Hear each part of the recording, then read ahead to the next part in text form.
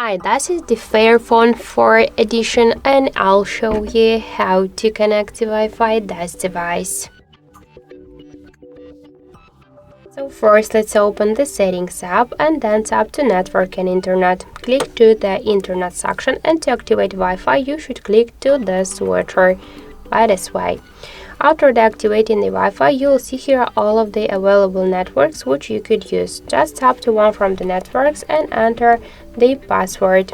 Tap to connect button, wait a second, and we could see that we just successfully connected to this network. Here you could find more other networks, just you could select one from them also, and by the same way enter the password, connect to them, and after that you'll find all of these networks here in saved networks list. You could switch between them. You could turn off the Wi-Fi with the help of the switcher by the same way, just tap on it.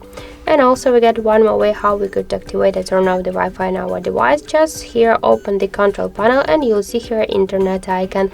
Just click to this Wi-Fi switcher to activate or turn off the Wi-Fi, and by the same way select here the network, or also you could click to see all to launch full Wi-Fi settings. So that's it. Thank you for watching, and if you like this video leave thumbs up and subscribe.